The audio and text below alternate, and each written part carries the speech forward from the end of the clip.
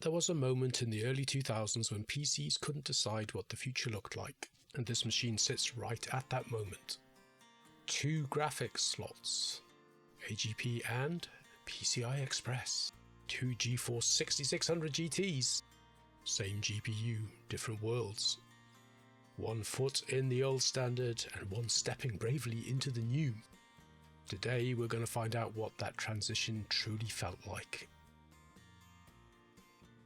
This is the case we're going to be looking at today. It's a nice early 2000s case. Of course, the early 2000s was quite a mental time for case design in general. People were trying all sorts of crazy ideas and crazy colours and crazy shapes. This one's a bit plainer, but it's definitely got that vibe. Like the silver and blue aesthetic on this, and the doors covering the drives. Crazy LCD panel on the front. Who knows what that's for? I guess temperatures and stuff like that. But yeah, it's a smart looking thing. You can tell it's not the best built case in the world, but yeah, it's good looking. As mentioned, it's got those rather cool enclosed doors, so you've got these nice flip open affairs that cover the pretty drab look of your optical drives. Got the little control panel topped off by this LCD.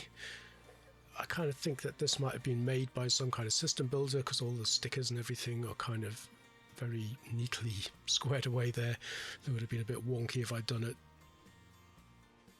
Taking a quick look at this little control cluster around the LCD gives you an idea of what this thing might have done. It lights up. It's got a fan controller by the looks and a few other things. Who knows what they were. Yeah, when you press the clear button, it briefly pops into life, so I guess there's some kind of backup battery in there with a bit of juice still in it. Moving down to the power button, it's quite a funky looking thing with a little reset next to it, and then as aforementioned, a perfectly positioned Pentium 4 sticker, so I guess we kind of know what might be inside. Then below that we've got some connectivity stuff. We've got microphone, headphone, a couple of USB 2s and Firewire, so complete range of inputs and outputs on the front and easily accessible. And then finally there's another sticker, perfectly positioned again, fueled by Sapphire ATI, so that also gives us a clue as to what we might find when we open her up. So let's get it tipped over. It's not a bad nick, there's a few little blemishes on it, but by and large it is pretty clean, which is cool. Quick look on the back, we can see that we've got some peculiar cables coming out. There was a graphics card in there. I've removed it. We'll have a quick look at that in a little bit. It matches the sticker that we took a look at earlier. These look like some kind of pass-throughs for what I'm assuming if you don't want to plug into the onboard sound, or you didn't have onboard sound on your motherboard, you've got these cables which would plug into your Sound Blaster Live or whatever and then pass through to those connectors on the front that we took a look at a minute ago. I/O panel is nothing exciting. Onboard sound, 4 USB, Ethernet, serial, parallel, PS2 mouse and keyboard. Yeah, look at that. Spit it out. Not really seen that on an I/O panel before. Now we can go ahead, get the screws off and take a look inside. It's quite an exciting motherboard, this one, which was the reason why I bought the machine despite the good looking case, and we'll get that just a sec. So there's like kind of 2 parts to this video. One of them is the case. We're going to try and get that LCD display doing something if I can figure out how it works, and the other thing is what lies beneath the lid on the motherboard. But before we do any of that, we'll take a look at the graphics card that came with it that matches that Sapphire sticker on the front. It's nothing exciting, which is why I kind of took it out. It's just a Radeon 9200 passively cooled, and yeah, add that one to the collection of Radeon 9200s that came in so many mid-range sort of family multimedia machines back in the day. So off comes the lid. So yeah, this thing cost me 20 English pounds on Facebook Marketplace, so even if the hard drive works, it was probably a bargain. The case is nice as well. That would be better if we can get it lit up. Yeah, it's like spaghetti in here. There's a whole crap load of cables going all over the place. You might already have spotted the interesting thing on this motherboard if you look down towards the slots. It's got one of those PSUs from Colors IT. I once had the audacity in a video to say they're probably cheap Chinese ones, but I was corrected by a viewer. Apparently it's an Italian company. That's the IT bit, I guess. So yeah, you learn something every day. I removed all the junk and get the motherboard out. And the case is quite clean underneath, so I think this whole thing is just going to need a bit of a dust, and that's about it really. After a brief bit of disassemblage, we now have the interior parts laid out for our delectation. So on the case it said there was a DVD-ROM and a CD writer, which you would have had before the days of DVD writers, and yeah, we've got a Sony DVD drive and also a Sony CD writer, so that's kind of cool. And there's an 80 gigabyte ID hard drive from Mac Store, Diamond Max. And then we've got the graphics card that I took out of the machine originally, so yeah, that one's just going to go in a box somewhere. I mean, these are reliable cards, but nothing really exciting. In fact, not very exciting at all. Then there's the PSU from Colors IT we mentioned before. It's a 480 watt model. I think these are fairly cheap. I've actually, in harder days when I didn't have so much money, I've used a few of these. I've never really had any trouble with them.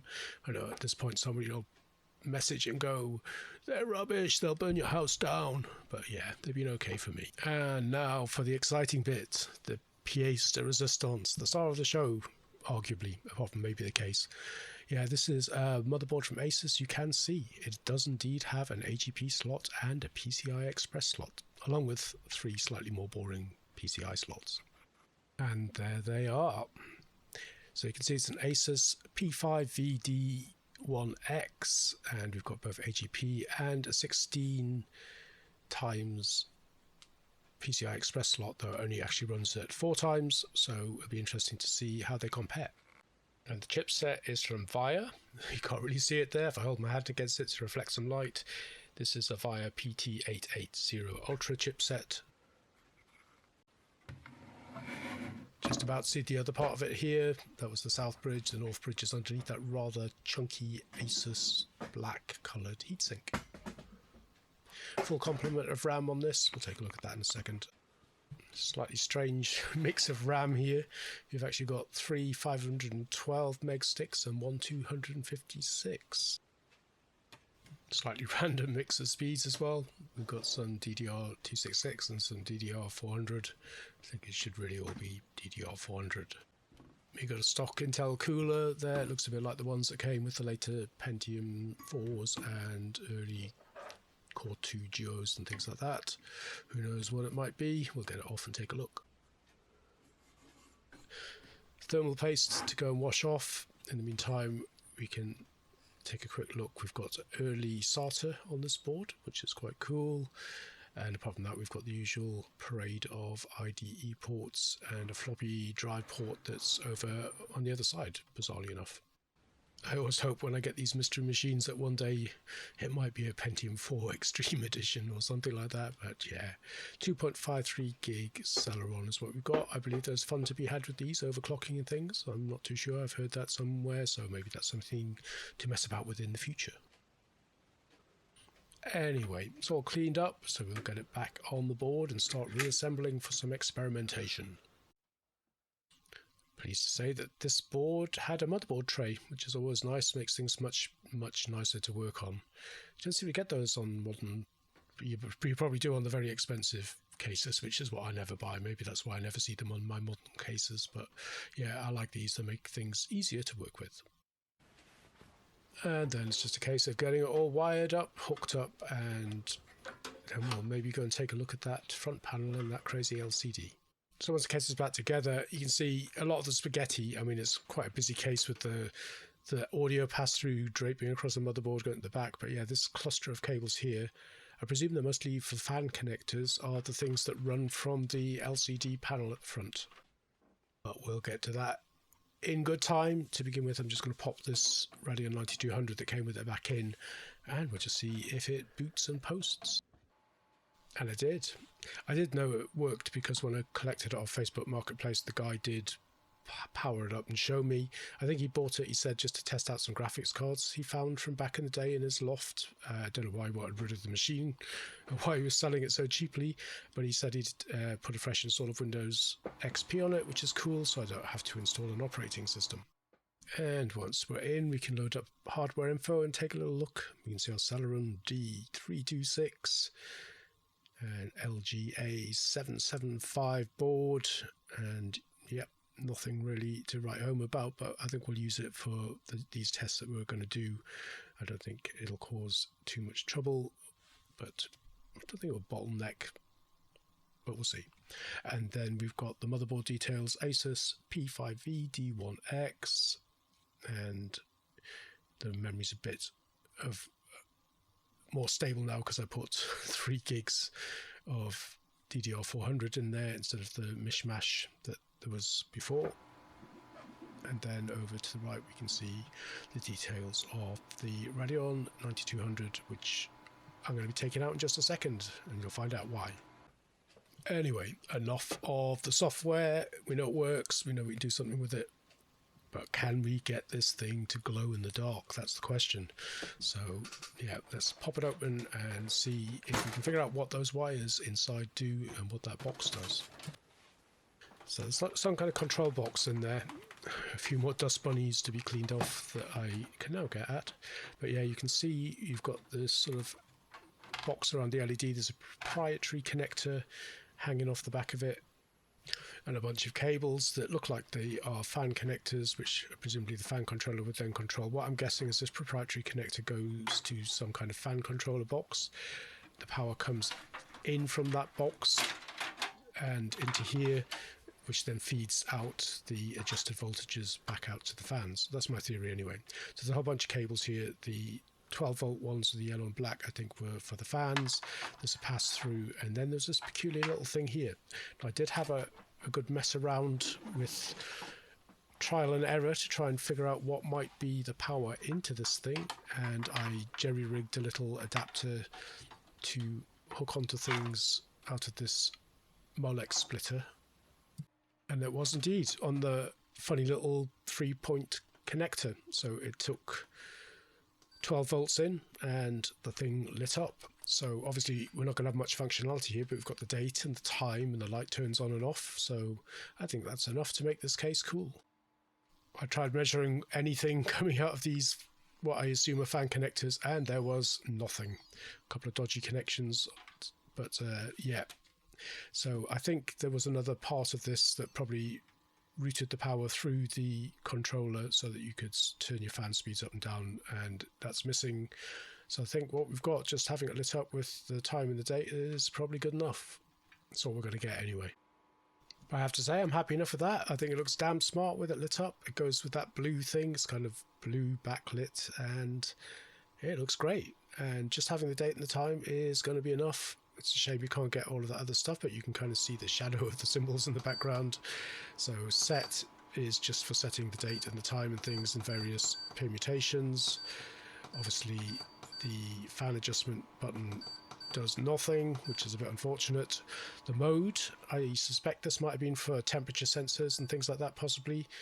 I don't know, but that doesn't work either, so that must have run off whatever bit's missing as well.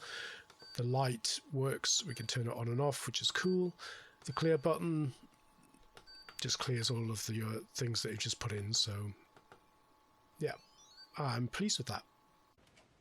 Anyway, what about the motherboard? So yeah, look at this. This is an AGP GeForce 6600 GT from Gigabyte.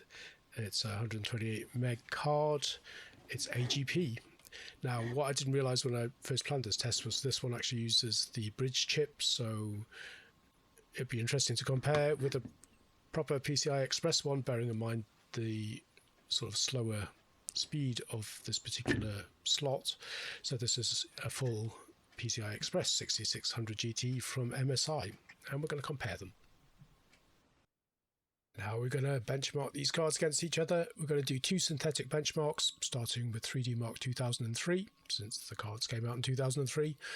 Then we're going to be doing Aquamark 3 as the second synthetic benchmark. And then we'll follow that with a couple of games, starting with X2, The Threat, and then some Unreal Tournament 3 to finish off. Now, if you do the hardware infos on each of the cards, you can see that they do indeed match up with 128 megs of RAM, 300 megahertz on the core, 500 on the memory, and yeah, apart from one's AGP 8 times and the other one is PCI Express. despite the limitations of the PCI Express and the fact that it's using a bridge chip. Will there be any difference? Who knows? I will be repeating this test. I've been digging around, and I think GeForce 6200 is a good one to go for. A, they do it cheap, but B, the AGP version of that is a true AGP card, and the PCI Express is obviously true PCI Express, so that'd be a much more interesting test. We'll probably do that one in a later video. Anyway, first up, we're going to put the AGP version, the Gigabyte one, in and put it through its paces, and we'll see how it does. And once that was in and all of the benchmarks have been done, remove that one and put in the MSI card and see how that performs against the AGP one. And the results are in. Starting with 3DMark 2003, I ran it at two resolutions, 1024 by 768 and 1280 by 1024. And yeah, nothing between the two cards.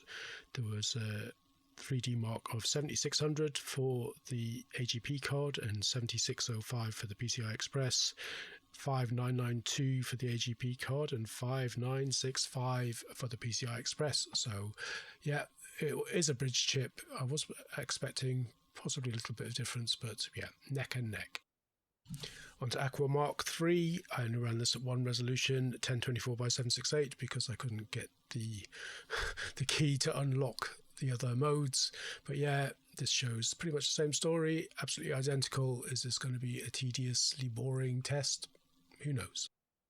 Next we have Unreal Tournament. So this was a bit more of a demanding game. I only ran this at 1024 by 768, and they both kind of struggled with this, but these were more interesting results. So the AGP card got 26.2 frames a second, and the PCI Express card only got 22.8. So there was actually a significant difference here, and the AGP card was the faster of the two.